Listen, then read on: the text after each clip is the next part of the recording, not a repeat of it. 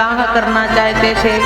नारद जी ने बड़ी तपस्या करी और काम को जीत लिया। भगवान के पास पहुंचे, मैंने काम को जीत लिया। भगवान बोले नारद जी ये तो बहुत बढ़िया बात है, आपने काम को जीत लिया, बहुत बड़ी बात है, काम को कोई नहीं जीत सकता। अब भगवान ने देखा कि इनके अंदर उर उमग्यो गर्भ तरु भारी, इनके अंदर अभिमान का अंकुर प्रकट हो गया कि मैंने काम को जीत लिया। भगवान बोले बेग सो मैं डारो उखारी, मैं इस अभिमान रूपी अंकुर को उखाड़ के फेंक दूंगा। माया कर दी भगवान ने। नारद जी जा रहे थे, भगवान ने बड़ा सुंदर नगर प्रकट कर दिया। वहां पर महाराज बड़ी सुंदर कन्या विश्व मोहिनी, एक सुंदर कन्या को प्रकट किया। नारद जी जा रहे थे, उस नगर में पहुंचे, उस नगर के राजा के पास गए। राजा ने कहा नारद जी आइए हमारी बेटी का हाथ देखिए। नारद जी ने हाथ देखा सो नारद जी बोले महाराज आपकी बेटी से जो विवाह करेगा वो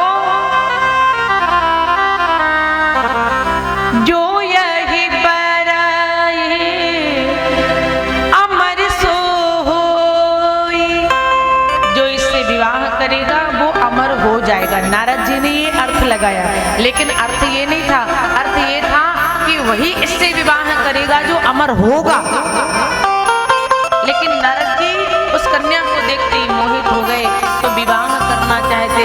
महाराज उसको देख करके आए, हर से मांगो सुंदरताई, भगवान को याद करने लगे। भगवान रास्ते में प्रकट हो गए।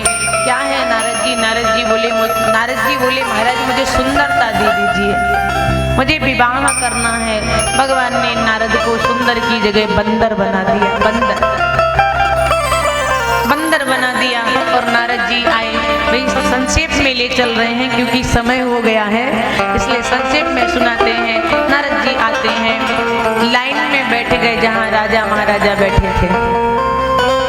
नारद जी को देखा तो वो विश्व मोहिनी उस लाइन में आई गई, जिस लाइन में नारद जी बैठे थे वो लाइन ही छोड़ के भाग गई। तो नारद जी सोचे कि इसने देख नहीं पाया, मैं दूसरी लाइन में जाके बैठता हूँ। वहां से उठ के दूसरी लाइन में बैठे, वहां पर भी वो विश्व मोहिनी देखते ही नारद जी को लौट के चली गई।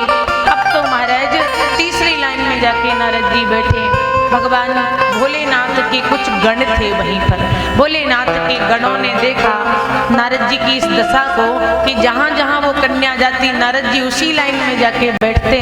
तो भगवान भूतनाथ बिहारी भोलेनाथ के गणों को हंसी आ गई और कह दिया महाराज अपनी शकल को तो देख लो थोड़ा। नारद जी ने जैसे सुना, नारद जी आए, कुएं में झांक के देखा तो नारद जी को अपनी शकल में बंदर दिखा। नारद जी डर गए, अरे ये बंदर कहाँ से आया? नारद जी ने फिर झांक के देखा, तब नारद जी को पता चला कि मैं ही बंदर बन गया। अरे महाराज नारद जी की होंठ फड़फड़ाने लगे, ब्रह्मणी तन गई, दई हो श्राप या मर हो जाई, जगत मोर उपहास कराई। आज मैं इस विष्णु को या श्राप दूंगा या तो मैं मर जाऊंगा, लेकिन आज इस विष्णु को छोड़ने वाला नहीं है। नारद जी ये भाव लेकर के चले जा रहे हैं। रास्ते में ही संग रमा सोई राजकुमारी, भगवान उस राजकुमारी को ब्याह करके ले जा रहे थे, रास्ते में मिल गए। नारद जी ने देखा तो नारद जी ने देखते ही भगवान को श्राप दे डाला, हे महाराज कपि आकृति तुम कीन हमारी, करहै कीस सहाय तुम्हारी। तुमने मुझे बंदर बनाया ना, यही बंदर तुम्हारी सहायता करेंगे, याद रखना। हे देवी पार्वती, नारद के श्राप को साकार करने के लिए भगवान ने अवतार लिया। और याद रखना जब जानकी जी का हरण हो गया, सबसे पहले हनुमान जी जब लंका गए, हनुमान जी महाराज को जानकी मैया ने देखा सामने बंदर खड़ा है, मैया ने मुंह घुमा लिया बंदर को देख। क्यों? मैया बोली इसी बंदर के चक्कर में आज मैं इस लंका में बैठी हूँ, इसी बंदर ने श्राप दिया था। अगर इस बंदर ने श्राप नहीं दिया होता तो आज